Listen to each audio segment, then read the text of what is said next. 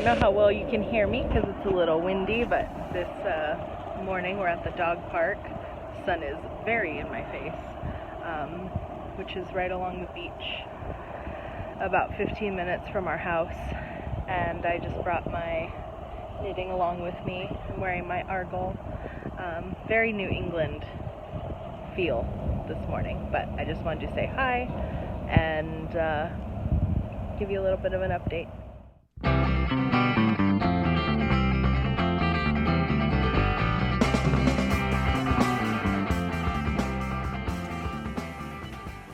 Hi friends, my name is Mackenzie, also known as Emtothethird on Instagram, Ravelry, and YouTube.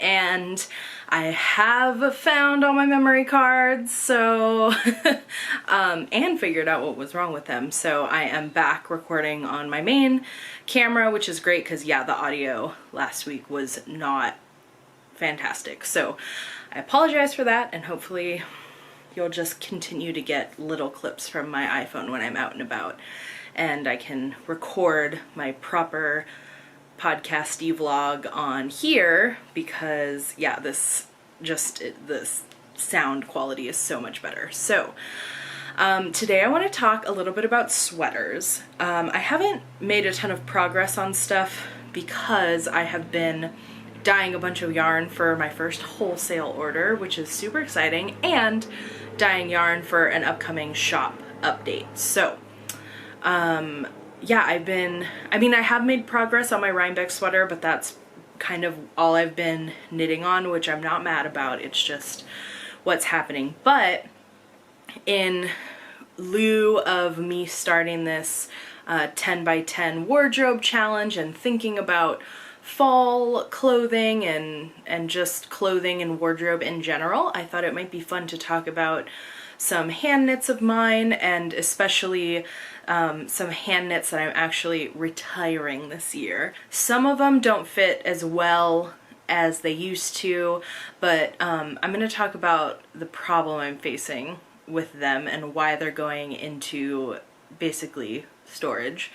And other knits and sort of what I do when they're either done with their life or I'm done with having them in my wardrobe, and what that looks like and kind of what I do with it. So let's get started. I was thinking about these sweaters, and they must be about 6 years old, between 5 and 6 years old. So they've had a pretty good run, and the reason these ones are going into retirement as opposed to, you know, me passing them on to others or trying to sell them or even repurpose the yarn is because they stink. I don't know if any of you have problems with sweaters getting smelly, and trust me, I've tried a lot of tricks, maybe not every trick in the book, but I've tried a lot of tricks to try and get the smell of BO out of them. But I think, okay, here's my theory. I, for a while, was using a homemade deodorant that consisted of coconut oil, shea butter, and baking soda. And I think that the coconut oil is just in the fibers. And on top of, so that's the case for all of them. On top of that, having the baking soda, I think actually changed the pH of one of the dyes in one of the sweaters, and I'll show you that it actually has changed the color in the armpit. And so I could definitely undo them and repurpose the yarn, but there's big pieces of it that I wouldn't be able to do, and I have thought about picking it out and re-knitting like just the little armpit section. You know, but there's different things that I like or don't like about the sweaters, and you know, I think it would, right now, for the size that I am compared to 5 years ago, it would make more sense if I really love them to just re-knit them, or like re-knit something that's even better, because I've learned a lot since doing them. So there's sort of like a slew of reasons as to why these guys are going into retirement. And I also am putting them in retirement specifically, which means I'm going to hang on to them. I'm going to put them in a Rubbermaid bin, and they're going to stick with me in my closet, because these were some of the very first sweaters I knit, and I feel sentimental towards them, and I don't do that with a ton of stuff. I do hang on to some things, but I'm pretty good about being like, all right, I don't have a use for this anymore. Bye. It's gonna go to the thrift store or whatever. Someone else will get better use of it. But with these, they were, again, some of my first sweaters. I wore them a lot, and I think just hanging on to them for the sake of posterity might be nice. So I can always get rid of them down the line if I really feel like they're just taking up too much space. But let me give you a little sweater tour. Okay, I'm gonna do them in order of oldest to most recent knit. I knit these all while I was living in Oakland, after college, while I was working at Verb. And so, you know, they were very much of me, like my style while I was working there, which was like a lot more punk than now, and you know, materials that were made from the store, etc., etc. So this sweater is Isolda's Blank Canvas. The way she writes it is that it is a combined raglan and saddle shoulder. I'll also post photos of me wearing it in the video, probably here. And the yarn is Madelinetosh DK, which is a pretty like hefty DK, and it is superwash, so that also kind of takes away some of the loft to it. Instead of doing a ribbing at the neck, I did a little I-cord because I wasn't liking how the neck was looking. And I also picked up and kind of knit these little short row sections along the edge because the neck was like suffocating me and just not sitting the way I wanted it to. So I sort of filled in the edges with some short rows, which I don't even think you can tell.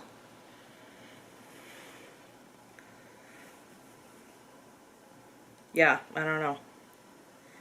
But yeah, I remember doing that at a knit night. And I also made it cropped and 3/4 length sleeves. And I mean, I wore it all the time. It was very appropriate with what I was wearing a lot of the time, which were like high-waisted skirts and tighter dresses, so I could put it over.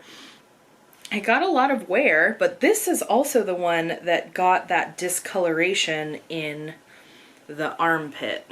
You see that? Yeah. So I'm pretty sure that's because I was wearing baking soda in my deodorant. Oh, and this one has a big hole in the armpit, but yeah, so it's kind of, I think it's just interesting to think about. I cannot wear that type of deodorant anymore because I'm actually not allergic, that's not what I mean, but it's like my skin is really sensitive, so the baking soda actually really irritates and I can get rashes like in my armpits. So I don't use it anymore, and I think that switching deodorants and also trying to wear shirts underneath my sweaters makes a big difference in transfer of BO, and I feel like it's worth it for the longevity of my knits to just be conscious of doing that. So yeah, that was like, I think the first sweater that I knit that was like very much my style. I have the window open, so if the curtains are moving, that's why. It was very much my style, very much my color palette. I was very proud of it, and I wore it a lot, and I wore it up until like the last year. It's just gotten a little smaller on me, and again, the BO part. So the next sweater I knit, this is maybe my favorite sweater that I have ever knit to this day. This is Isolde's Chickadee that I knit and changed the colorwork motif to have scissors on it.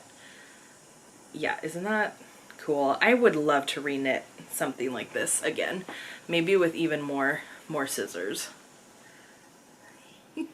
So they open together in the front, and there were buttons, these big wood buttons. I took them off to wash them at some point, and then I haven't really worn it a lot because I realized the stench wouldn't come out. So now I have those buttons saved, and hopefully they'll be repurposed for something else. But yeah, so this is that sweater. This is, oh, both of these are Isolde patterns, because at the time I found that Isolde was one of the only people who wrote sizing the way that fit me really well and explained why fit issues were happening and how I could fix them to make them better. And I just really like that instead of doing waist shaping just at both sides, a lot of her patterns have 4 points where decreases and then increases happen. So it's a much nicer fit for me. So this was, again, one of her patterns. I loved it so much. It was awesome. And initially I had knit, Verb was going to be a store for Amy Herzog's, what is it called? I can't remember off the top of my head, but Amy Herzog was doing this like computer program where you punch in all your info and it like pops out a sweater pattern for you. And so I did completely finish my sweater for that. It's no, it's totally like out of my head right now. But it was, you know, we were kind of test running it and, you know, deciding if we were going to do it for the shop, and she came and taught us how to measure people and whatnot. But we ultimately decided not to do it. You know, I think there's places where it is appropriate to use a program like that and places where it isn't. And for the level that we were at and what we wanted to do, it just didn't work. And the sweater that I made, I mean, sure, it fit, but it wasn't very, it didn't look great.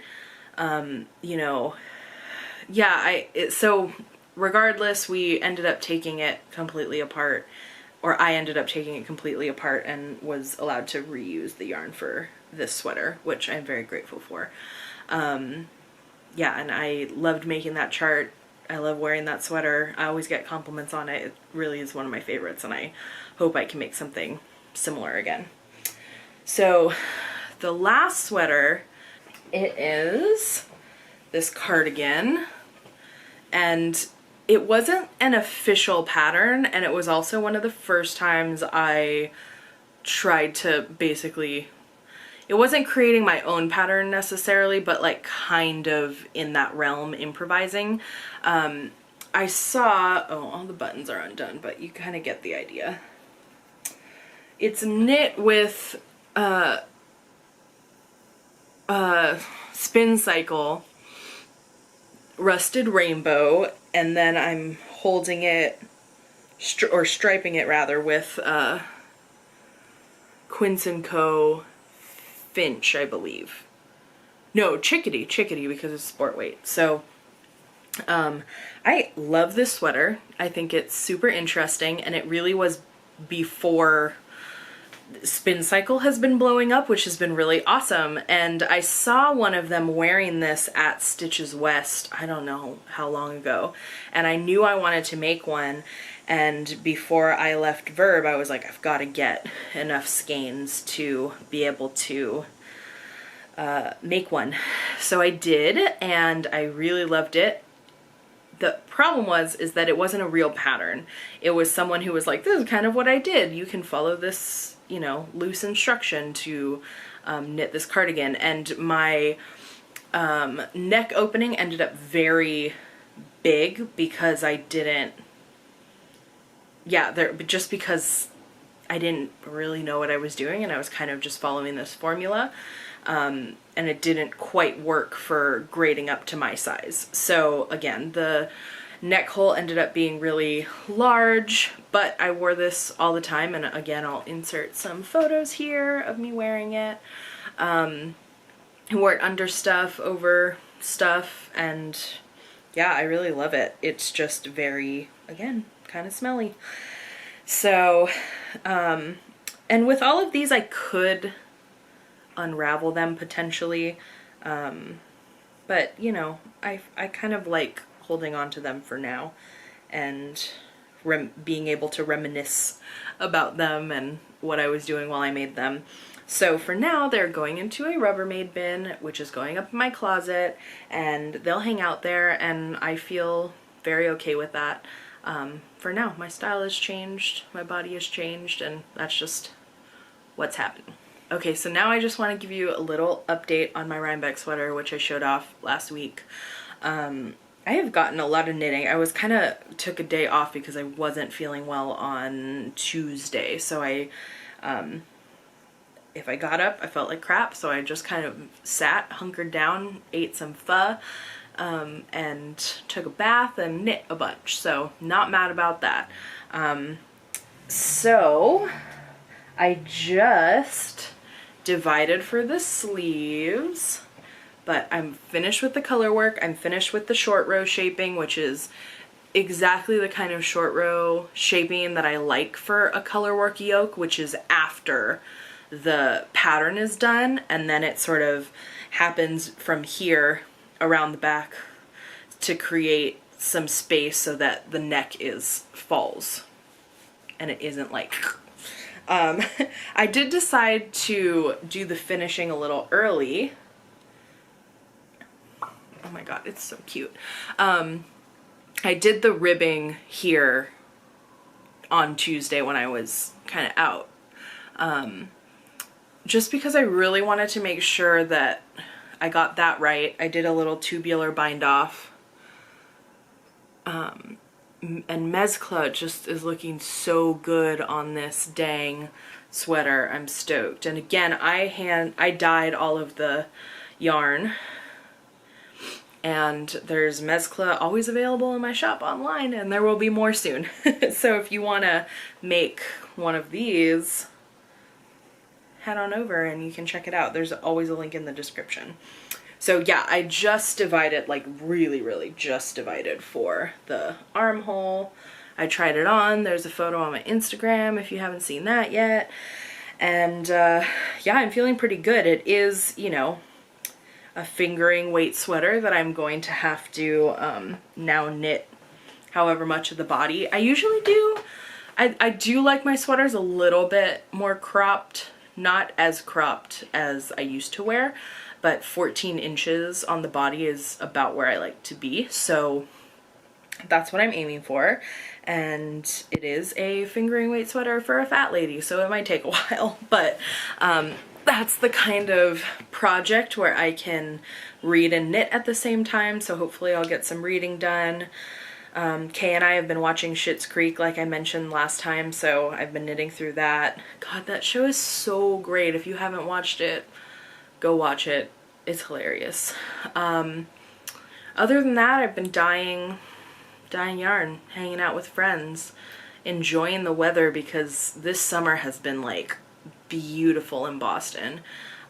We've had 2 really hot spells that were like humid and hot at the same time that I just was like, nope, I'm out.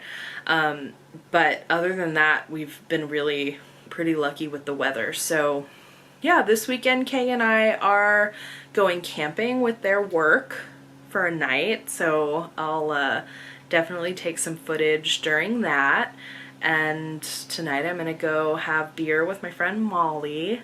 So yeah, I'm just really soaking up summer, working on dyeing all of this yarn that I have, which I'm excited to share with you.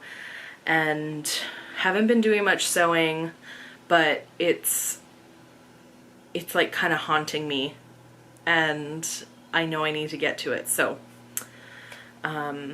yeah, thank you for tuning in. I've been thinking a lot about what I want to do with this channel and thinking about tutorials that I'm gonna bring in. So there's fun stuff coming up. Yeah, well, thanks for watching, and please like it if you enjoyed watching me talk about my sweaters. Please subscribe if you haven't already, and I'll see you next time. Bye.